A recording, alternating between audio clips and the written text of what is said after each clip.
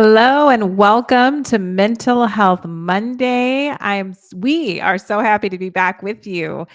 We missed you guys the last 2 weeks, and so we are thrilled to be back here with you, taking your questions this evening on marriage. So I hope you've brought your questions, but also please share this link on your social media right at this time.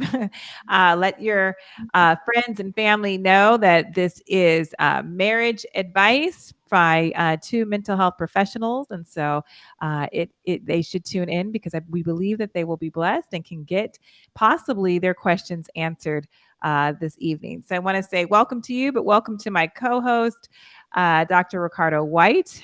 We are just thankful to be back together here on this platform doing this again. It is always such a blessing. Indeed, indeed.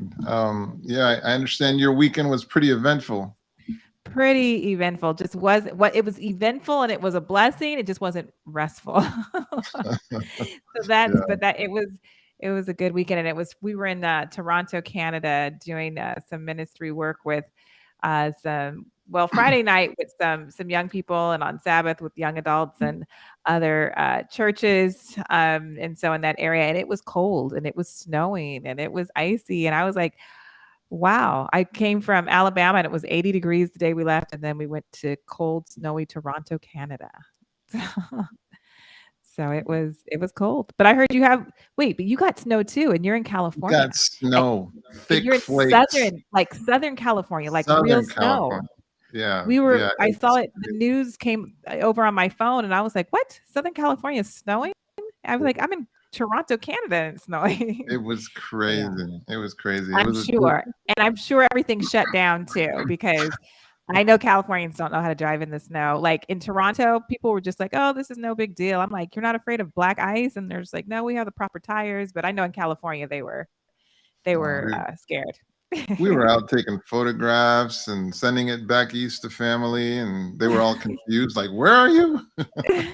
Southern, it never rains in Southern California. It does, and it also snows. So don't believe that song. Yeah, yeah, but So it's crazy. yes. So Yeah, again, we are. welcome to our viewing audience. Please put in the chat where you're watching from. When I look, South Africa. Yeah. Hi to Fanika in South Africa. Tell me what time it is in South Africa right now. Must be like in the either very, very early in the morning. I would assume. Very, very early in the morning. Movie Remy. That's a lovely Yeah. name. Yes. Muvarimi.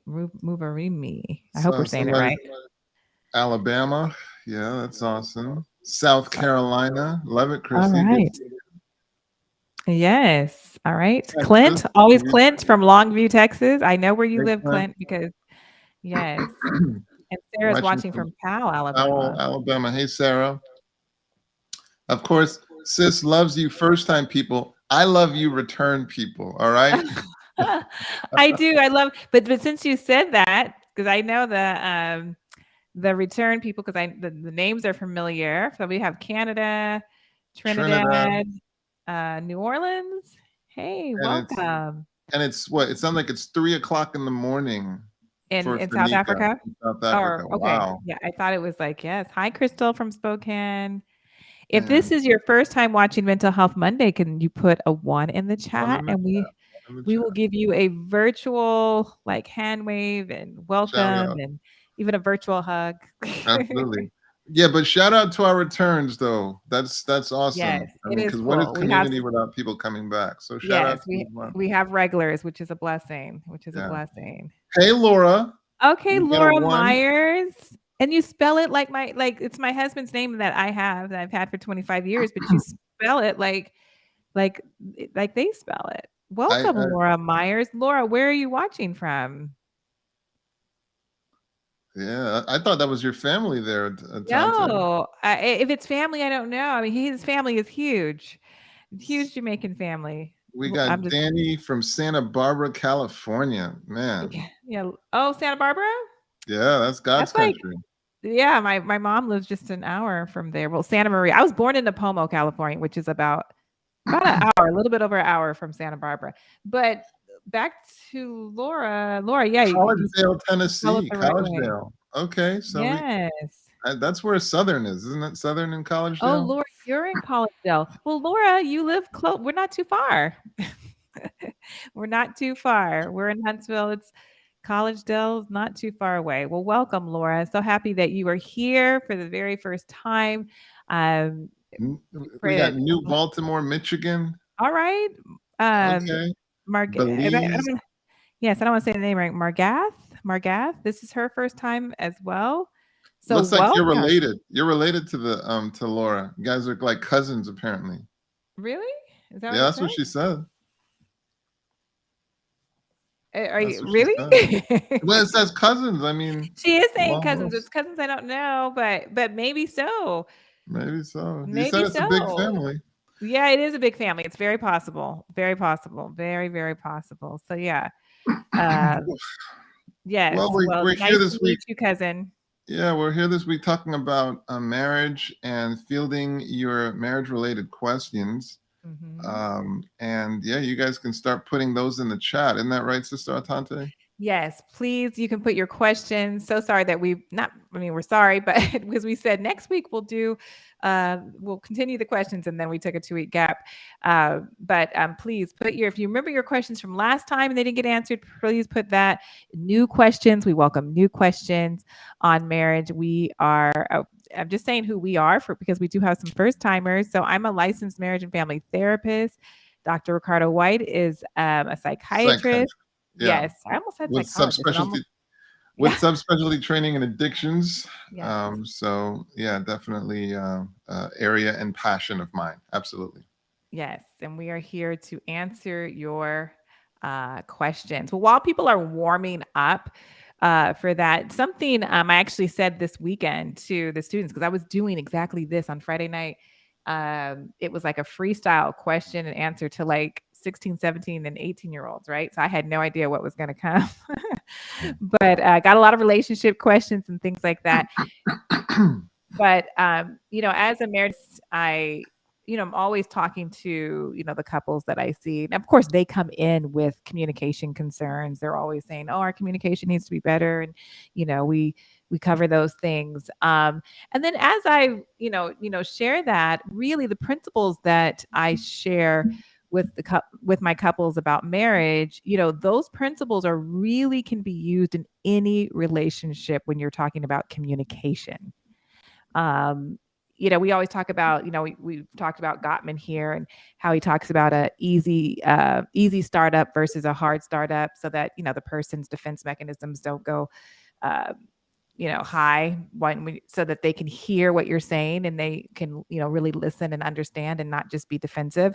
That's really in any relationship with any person that you're wanting to communicate, and maybe the topic is a little hard topic, but you're wanting to, you have to tell them something. You want to communicate that in a way so that they, against their defense mechanisms, that wall, I call it, doesn't go up right away, but they actually will allow you to speak, and they can listen and hear your heart and then respond in the way that hopefully you want them to respond, which is always with kindness and respect. So, just saying that communication is huge in marriages.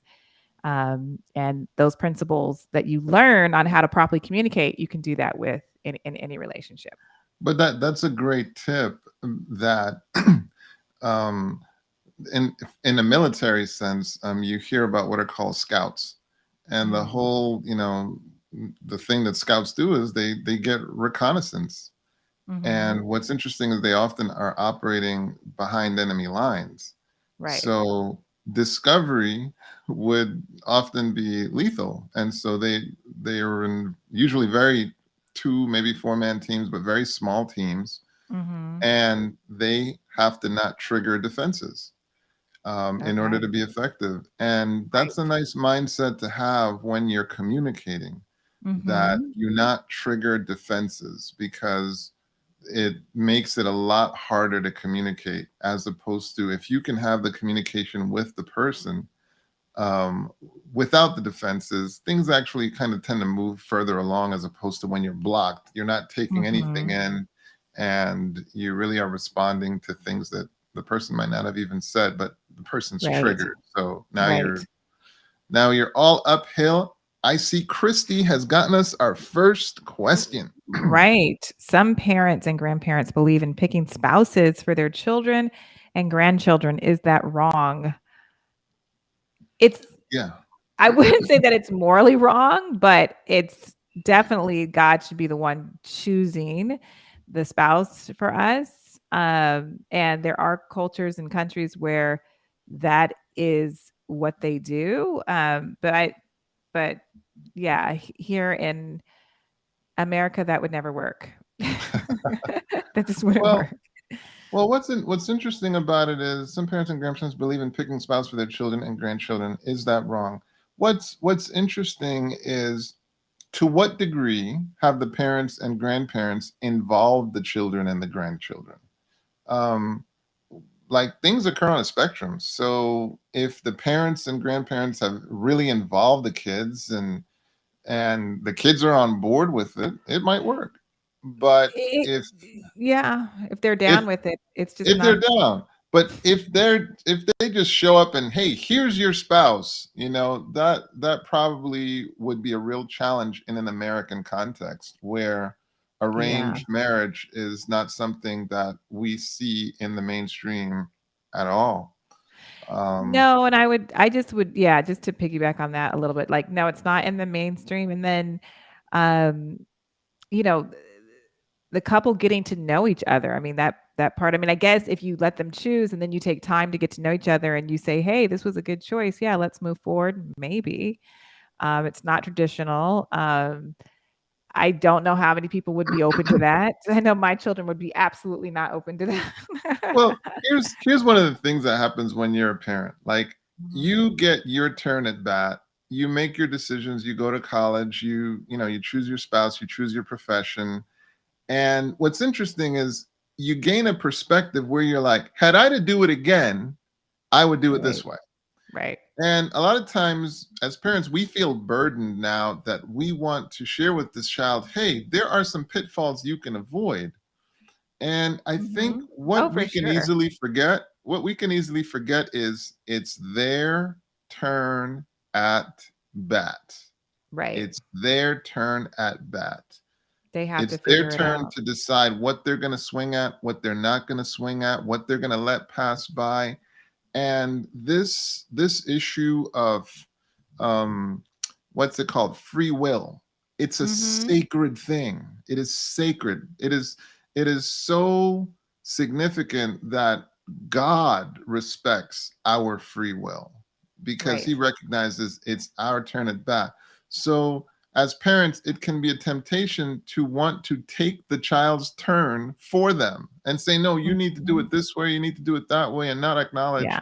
no, there's a point at which once you've helped them to adulthood, um, it's their turn at bat. Now, Right. obviously you can provide support and guidance, but here's the key. Here's the key.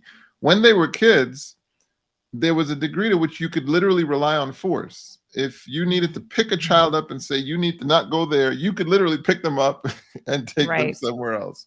Well, Right. as the relationship matures, things become more influence based so that it's Mhm. not force anymore, it's influence. They will respond to you if you have influence. And Mhm. that tends to be what takes over for the rest of life. Have Right. you developed influence? Do they want your input Mhm. on who they should choose as a romantic partner? Do they even want it? Do you have Mhm. influence? Have you shown Mhm. yourself to be wise, dependable, and embody an outcome that they're actually aspiring to? Or Right. are they saying, I don't want anything like what you've done? I have So, just yeah, no, I completely agree. I mean, we have 3 daughters and well, one daughter's already married, so but before, she got married and this is and we have one son.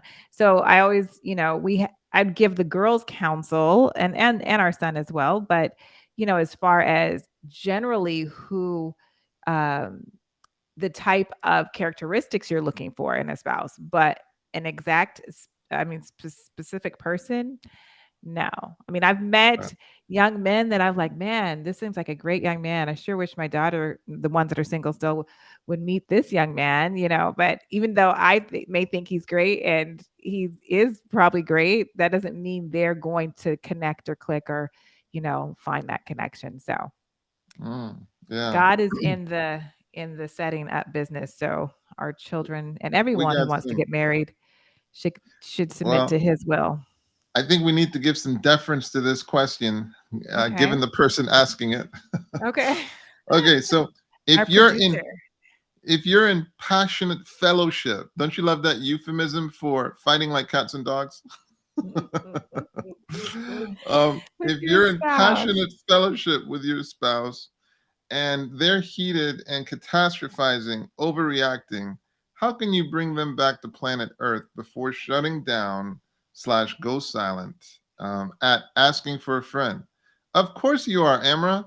Of course you are. I had a supervisor once who explained something like this. And, she said, once we're so heated, and our heart rate goes up, to a certain level. She said, when your heart rate's way up here, I don't know if you can see that in the camera, like way up here, you're in stupid Receive. land now. So she Ah, called it stupid land.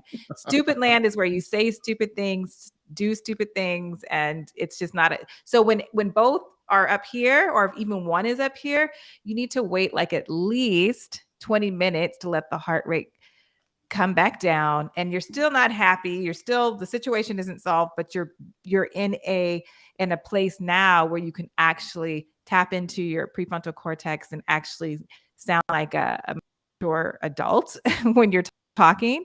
And it may 20 minutes still may not even be long enough. I'll tell couples, look, 20 minutes is where your heart rate naturally can come down to a healthier level where you're thinking more wisely about what you say or what you do.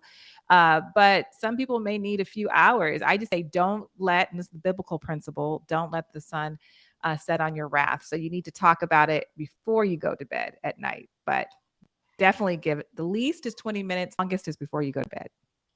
That's the okay. counsel. No, good, definitely good counsel. Amra, we're going to dwell on this a little bit because everybody gets into arguments. Everybody gets into Right. arguments. So I want to give you the juiciest tip that I have, that I have in an argument. We've all gotten to arguments, right? Where Yep. you are so frustrated, you are so tired, you want to end the argument, but have you tried to end it and it escalated even more? Because Right. now the person's feeling, dismissed. So how do you end an argument and You be actually have quiet. the person You be quiet. and actually have the person feel valued? Okay? Okay. I'm going to go Maybe through the not be next quiet. few steps that will help you that will help you not only end it but have the person feel valued. Because if you just say, I'm going to be quiet, I'm not going to be responding anymore, the partner can feel shut down. It's true. You're right. And I do tell people that too. If you are going to put like at least a 20-minute pause on it or a couple of hours or whatever, communicate that and don't yell and scream. I mean, Exactly. if you're in stupid Exactly. land, it's going to be hard not to yell or scream, but you communicate Exactly. that and say, I'm not just walking away. I am walking away, but only so that we can both calm down and then come back to have a reasonable conversation without being so angry. So You, you, communication you, is everything. you stole my thunder. Okay. Sorry. Go ahead. You stole- Sorry. No, but that was good. That was good. That was good. She cut right to the chase. But no, so here it is. So step one, I want you to ask this question. Okay? You guys are arguing, you're ticked off, you're frustrated, you're not getting anywhere. I want you to stop and ask this question. Get your notebooks out, write this down. What are you hearing me say? Mm-hmm. Okay? Now we're gonna stop the argument, and we're gonna go through this process. This is how to stop an argument. What Right. are you hearing me say? Okay, and you listen to them. And here I have a warning for you: don't get triggered by what they say, because guess Right. what? You're gonna see that that's not what I said. So Right. don't respond with rage, and don't let that trigger you even more. You say, okay. What I was actually saying was this. Okay. Mhm, And see if mhm, now what are you hearing me say? Okay. mhm, And then you can then say, now here's what I'm hearing you say. Okay. Here's what I'm hearing you say. So, and of course, they're going to respond to you. But what you're mhm, doing now is you're now starting to move towards each other. So then mhm, your next step is, as you continue to try to move together, you say, you know what? This bud's for you, Amara.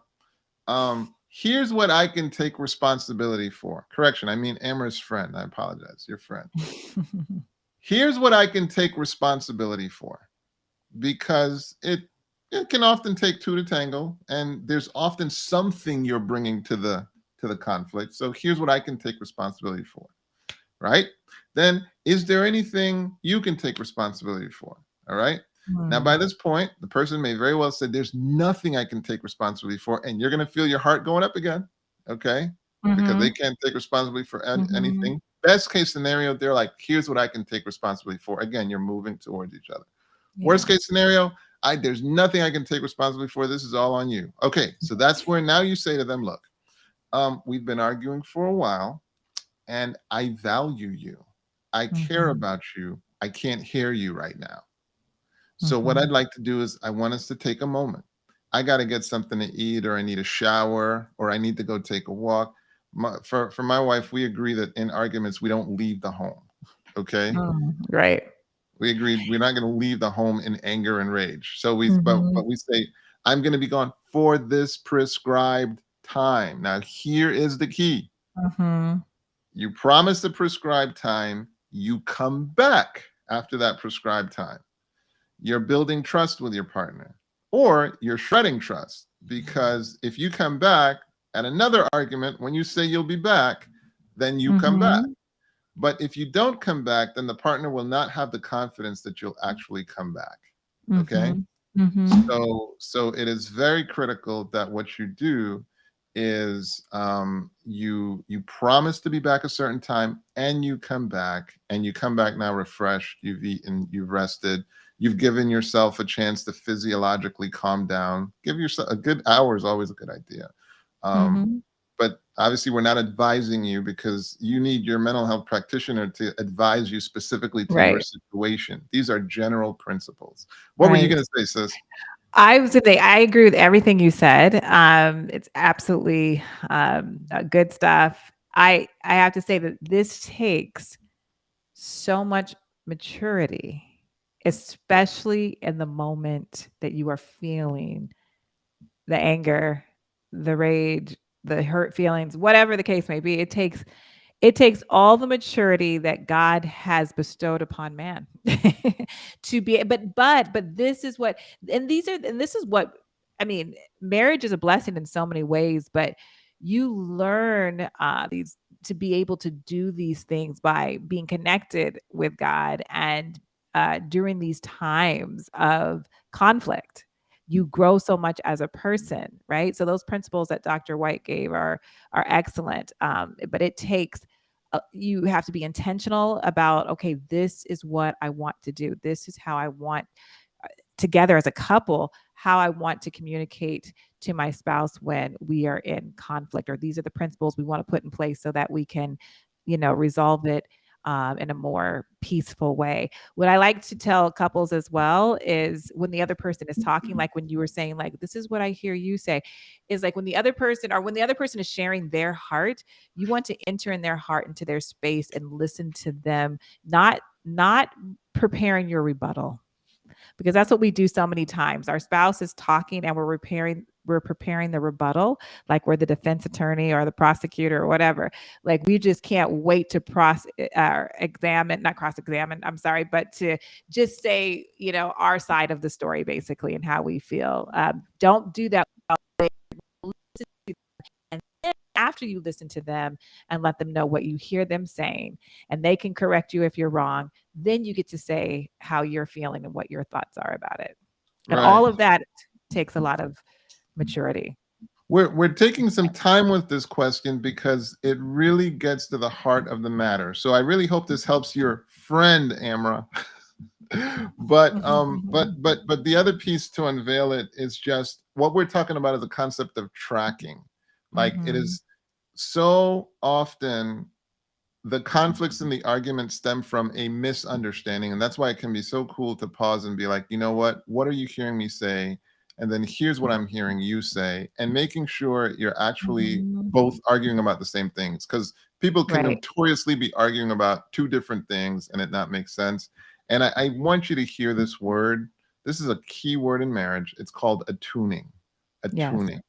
Like if you've ever gone to an orchestra, early, Mm. Mhm. you'll hear them tuning the instruments, and it's actually a Right. horrible sound. It's a I horrible know. sound. It's like Yes. you're just like, "This is why I don't like coming early," right? I'm kidding. Right. And then you see the conductor, start the whatever, the rendition, what have you, and it's so beautiful. It's symphonic, Mhm. because they are attuned. They are attuned. And that's what we have to do in relationships is we have to attune. So I hope that Right. was helpful to you, Amra. Um, I think it was, and I know there's another question that was up here first, but I feel like this goes right along with this. So if we could put this question in front of that other one. how do you Uh-oh. is Okay. it that is that it? Okay. It wasn't. It was okay, someone was saying how you're trying to take a break to walk away, but they won't let you, basically. Where is that? Let me see. Where is that? I did see it. Where'd it go? I don't know, Amra, can you find it? Well, It was well, well, it was right that's the here. whole Okay, that's there the it is. whole what if you're trying to take time out and the other won't let you? Yes. So Joanne, a lot of times what'll happen is we're focused on our feeling. We're focused on our feeling, and we're just telling that significant other, I need time away. I need Mhm. time away. Now, I think this is if they're not respecting that though, that's what I right. think I hear her saying.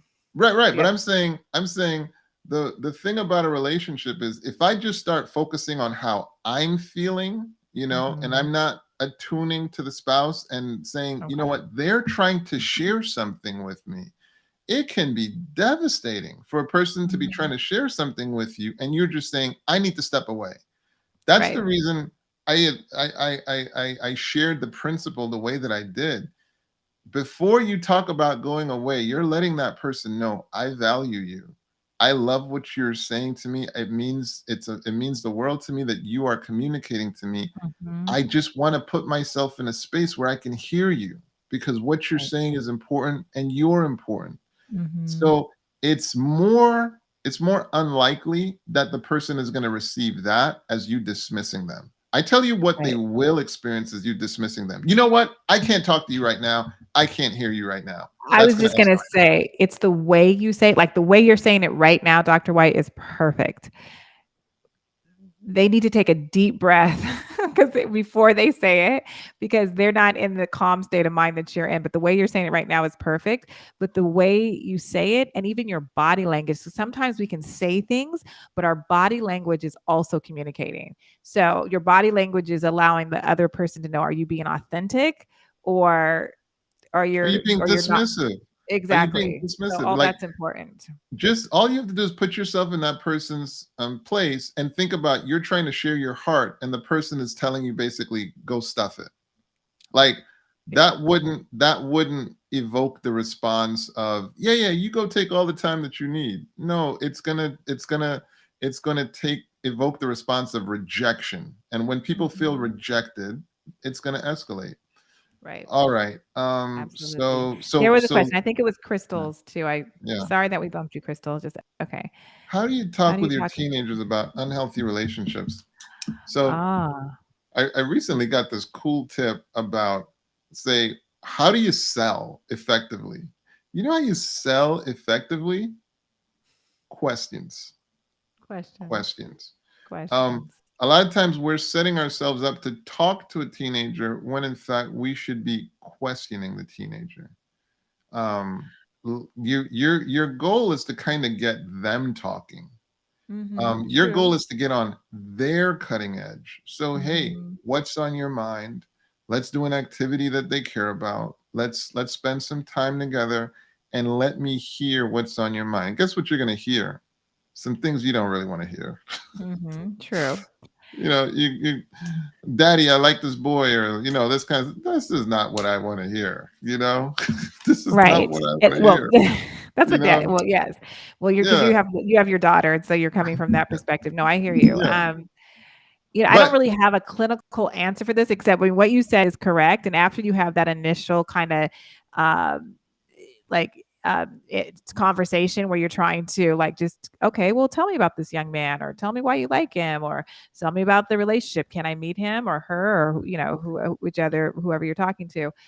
And then after that, and if they're open, that's great. If you have a relationship where you all communicate pretty well with your teenager, and they're open.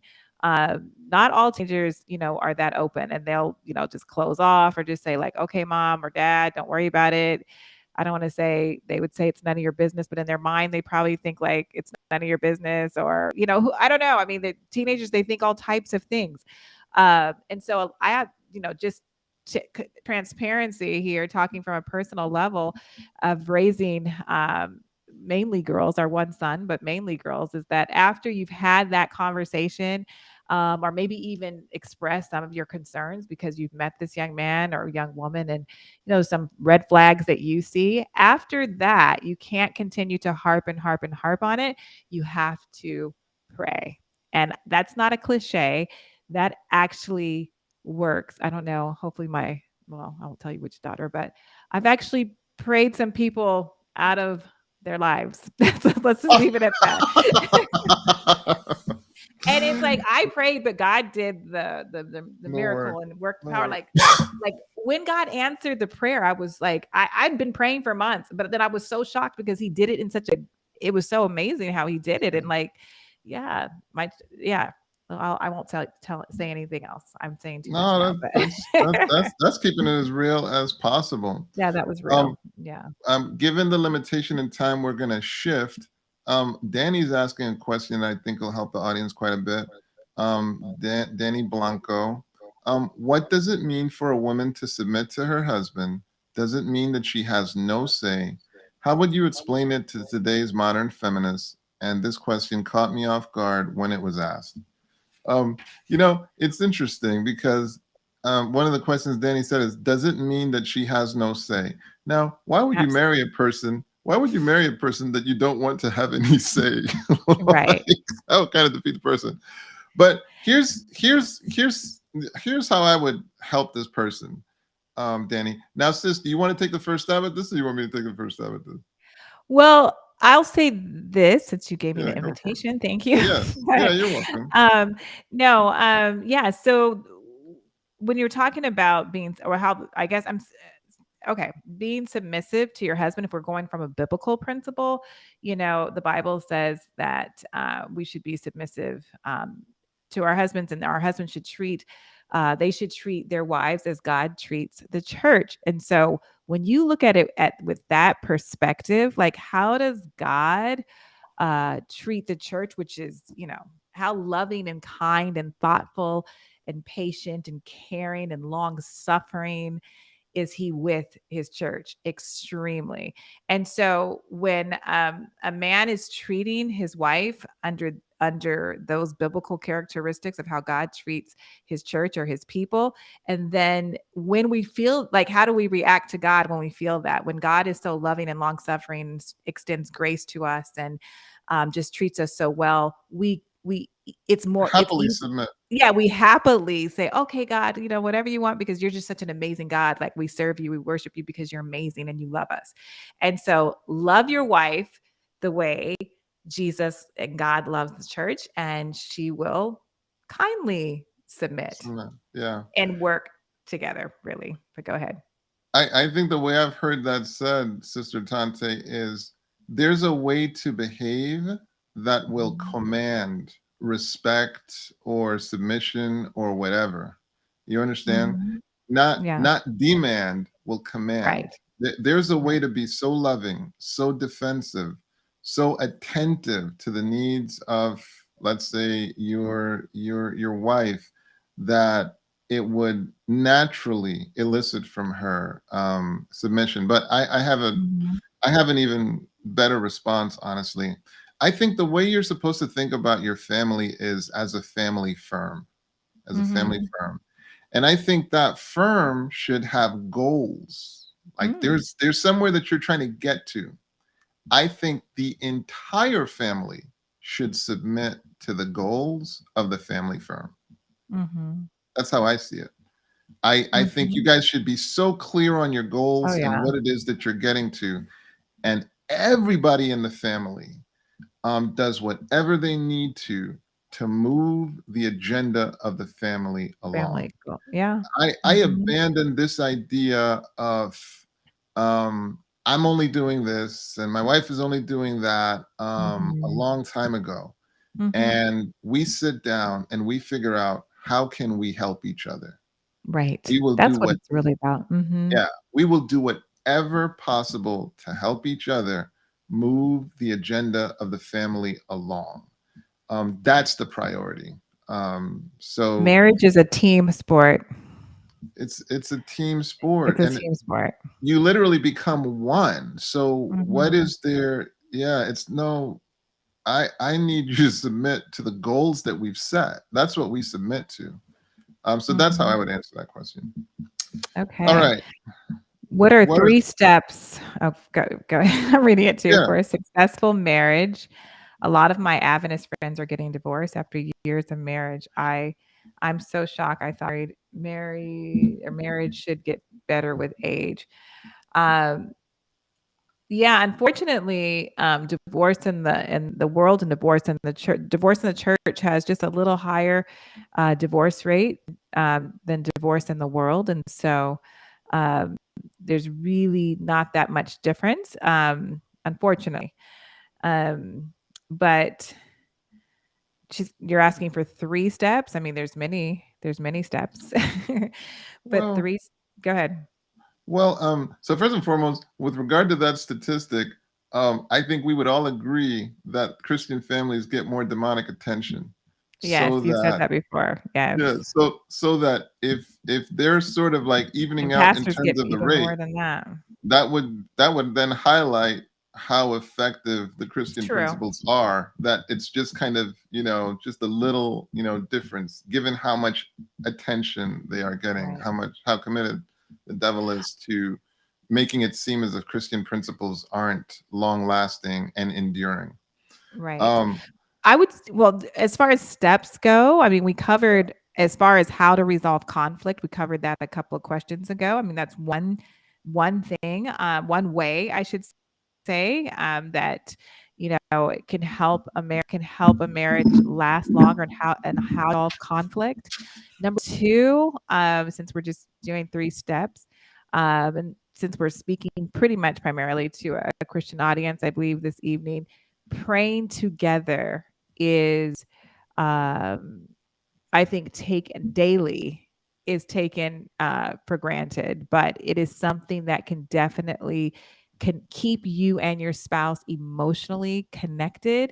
It is a very intimate thing to pray together, to bring your burdens to the Lord together. That is one way that I believe that keeps any marriage together. But if you're not a Christian, okay, you're not going to do that. But you're talking about Christian couples, so praying together.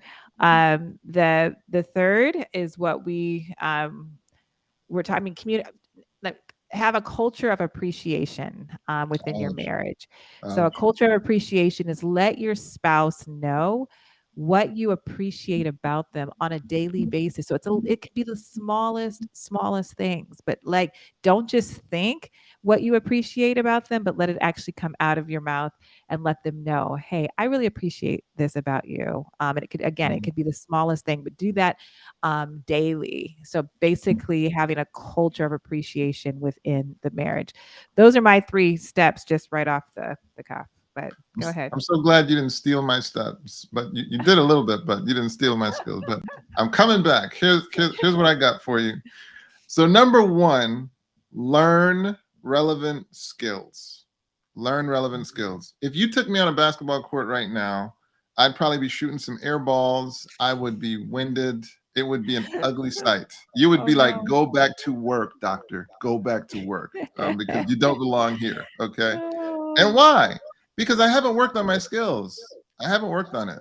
Right. Well, it's funny though that we want to bring ourselves to the major leagues of marriage, and we're not committed at all to building skills that would Mhm. help sustain your relationship. So invest in building skills. Now, for some, that's going to mean maybe therapy. For others, it might mean workshops. But build the skills that are relevant to a thriving marriage, not just Mhm. one that's just, but thriving. My Mhm. number two would be build a friendship. Yes. Build a friendship. It's hard for a friendship to survive children. You know, there's this statistic that says with the birth of each child, there's like a 25% reduction in the quality of the marriage. Oh, wow. In the quality, in the quality. We have I'm we have joking, 4. We have 4. We would but that take us down to you have no quality. You're down to zero. No, I'm that's what I'm joking. about to say, we'd be down to 0.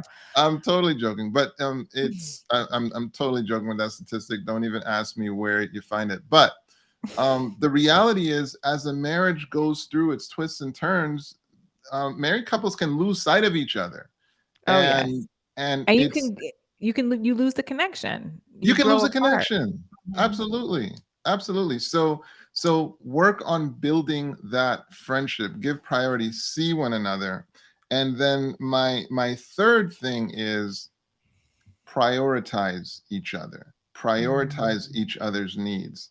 I think it, like, we talked about this before. We talked about real giving. And Yes. Sister Tanta, you're the one that really expounded that. Real Mhm. giving, not Mhm. giving what you want.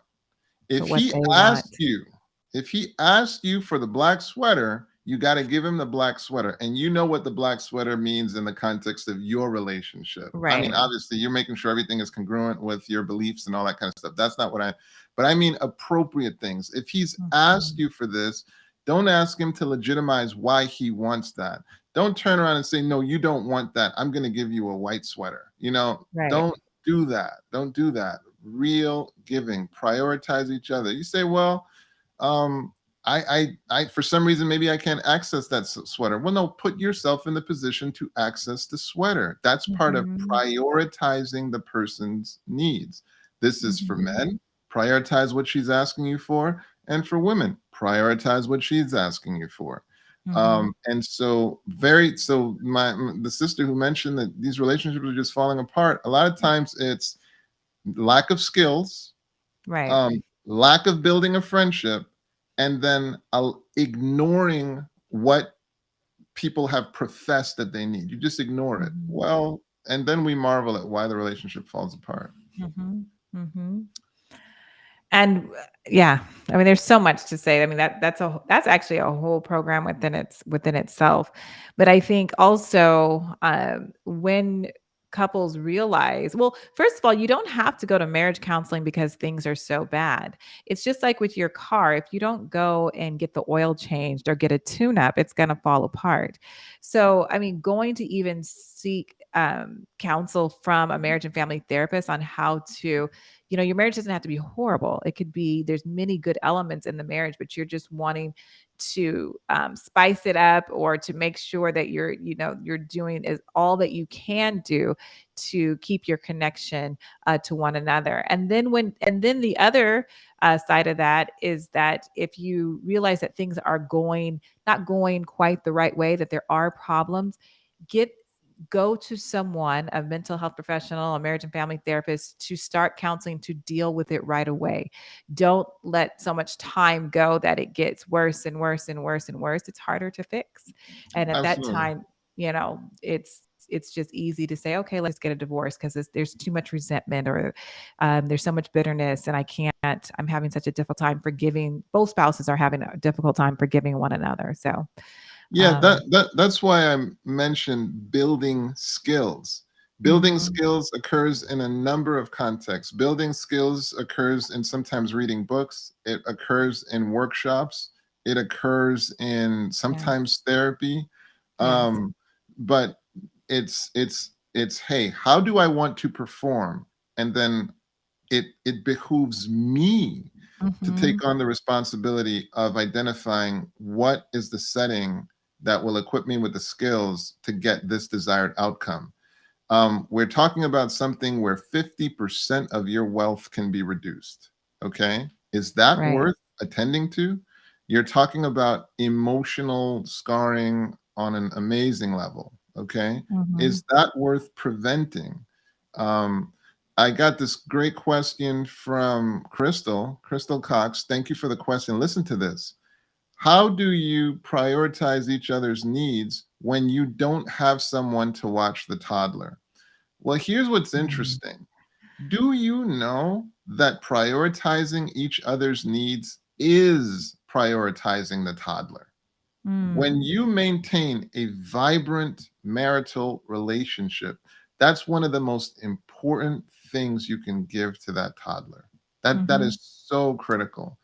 Mhm. So yeah, we struggled with that when we moved to California, and we had our toddler, and we wanted to, be able to maintain our relationship, and at the same time, who do you trust with your toddler? Right. And so the idea is, this is the reason God gave us a brain, so that Right. we can devote creativity and come I up with I ideas. was just gonna say I'm gonna let creativity. you finish it. Yeah, go Well, no, I for was it. just gonna say creativity because it's so, this is a difficult stage, for any marriage when you have young children, because you can't just, run off to you can't be spontaneous and just run off to a date night without making sure you have proper care, and a lot of times you don't have proper care.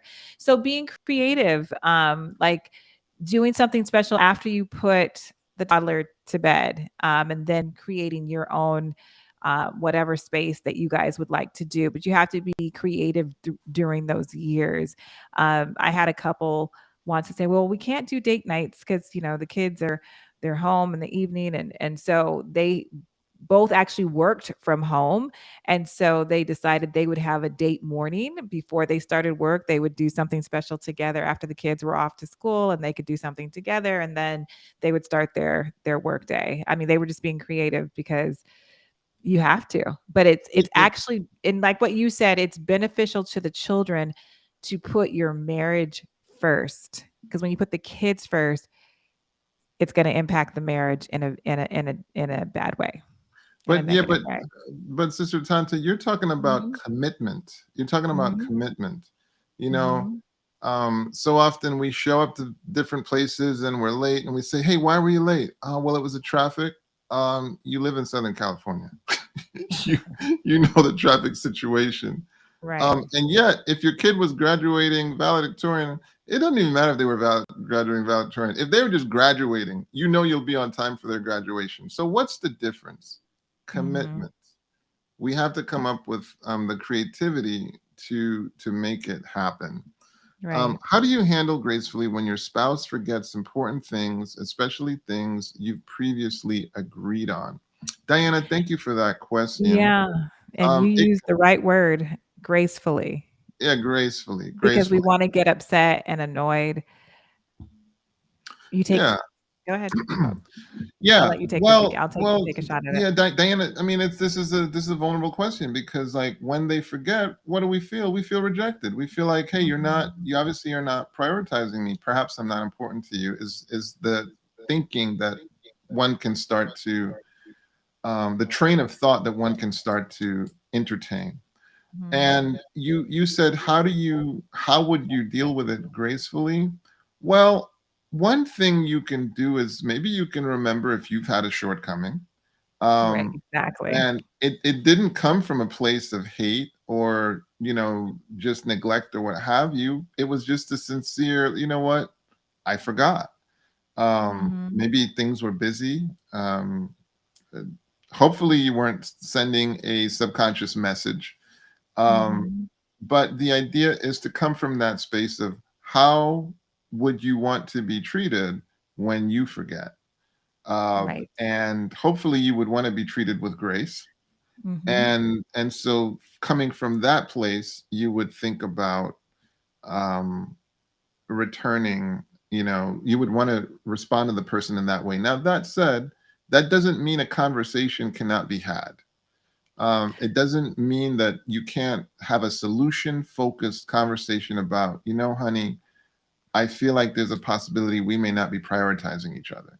Okay. Right. It's not attacking. It's not hey, how do we make sure we avoid the pitfalls that others have made in, kind of letting the relationship lose its spot in priority? And you have a frank conversation about that. What are your Right. thoughts? Well, I like the way what you said about extending grace, because just rereading the question, like maybe your spouse, like even though you guys spoke about it and it was very important, they sincerely forgot, right? So that's where you extend the grace, but you could extend the grace even, I mean, that's what I'm gathering from that question, is that you talked about it, you were expecting it, and they forgot. And so instead of getting annoyed with them, you can definitely have that conversation that Dr. White just said that, needs to be had. Like maybe even if they do this on a normal basis, like this happens often, like this just happens every once in a while, you probably wouldn't get that annoyed. But if it happens often, then maybe encouraging them to say, hey, maybe, writing things down that we talk about, that's so very important. If it's a time or a date, maybe put it in your calendar. I don't know what the situation is, but definitely just having that conversation that can um, just better your spouse, and to help them to remember, and just, let them know how, you feel when they forget something that's so very important. And if they're sincere and want to make you happy, they will do their very best to try to do better. Right, right. But if you're seeing this as a harbinger of bigger things to come, and you need that deeper conversation, you have that deeper conversation, and sometimes you need some support in having that deeper conversation. But the Right. idea is to be preemptive and not to just ignore it. Janet Fairclough, I hope I pronounced that correct. Thank you for this question. Is separating from a marriage helps or makes it worse? So these are the questions that make us qualify. We're not your mental health practitioners. Well, because there's a certain level of specificity of Mhm. information that is needed in order to give this question justice. For example, if there's Right. violence, Definitely separate. scripture is very pro-life. Scripture is definitely pro-life I and like very that. respectful of your safety, Right. so that scripture would say get yourself to safety. Now I don't know even what that means in terms of getting yourself to safety, but it's very Right. pro-life. And as Mhm. a general rule, as a human, our safety is paramount. Our safety is Mhm. paramount, and so we need to take those steps. But were that not into the question, then the question changes to a whole other tenor. So Mhm. it all depends on what the dynamics are, and this is why sometimes it's so critical to have a specialist who's really focused on the details specific to your particular issue. What Right. were you Who going to know say, who Sue? Well, I was gonna say I agree with you, and, a mental health professional who knows your story, and can make that, decision, or you can make that decision along with them. I had a couple once who actually they called for counseling, right after, a few days after they separated. And when the separation was, they weren't angry or hate each other, but they just felt like, okay, we need to, actually the wife felt like she needed to separate, and the husband was, very distraught, and, didn't want her to go, but they were respectful and treated each other with kindness. And I say all this to say that in the separation, and that they called for counseling. So not separation without any communication, or without working on yourself or working on the marriage, I would say that that tends to probably make the situation worse. But just as an example that this couple did, they actually separated and got counseling and grew closer together while they were separated, and actually wanted and desired to spend more time with each other, as they were learning about the issues and the things that, caused them. They were learning the why to the issues that caused them to want to be separated, and they worked on that, and they eventually got back together. So it could go either way. Well, that it's awesome that you were able to kind of provide them that guidance to help Yeah. them restore their love for each other. Yes, Um, yes. We can maybe take one more question. We are about 2 minutes, and we're all out of time, but we can take one if there is another question. There, if there's not, that's okay too. hmm, marriage is a good way to practice selflessness. Well Yeah, said, Clint. well said. We might end with that. Yeah, we just very well might end with that. Yes. Clint got the last word. Yeah, I think it's interesting how it we can mistakenly view marriage as a setting to extract, Right. rather than recognizing that it's actually a context to provide. It's give and take. I mean, you Right. do some taking, but you better do some giving as well. And Right. that's the system of this earth: give and take. Yes. The only thing that takes and takes and takes is the Dead Sea, and it's dead. Right. Right. I know Yeah. this was a question up there, but I didn't quite understand it, so I didn't go there, but maybe you want to take a stab at Yeah, it. isn't arranged marriage the best way for single parents? I don't know what that means as far as like Okay. I'm sorry, Fanika. We're not sure. Isn't Yeah, Fanika. arranged marriage the best way for single parents? I don't know. I don't know what you mean by that.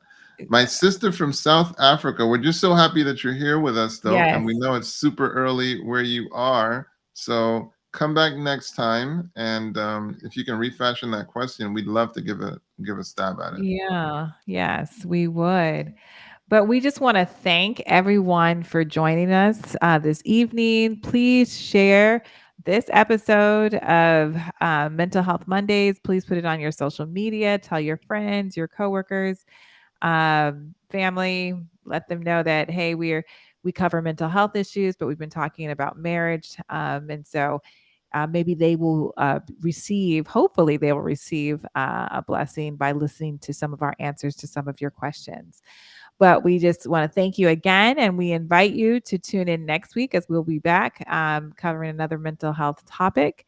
And just to talk about the other things that we have going on here at Living Managed Church tomorrow evening is True Health Tuesday. So if you're signed up, and maybe we can put that on the screen, if you're signed up to get the text alerts, you will get alerted to what time that is.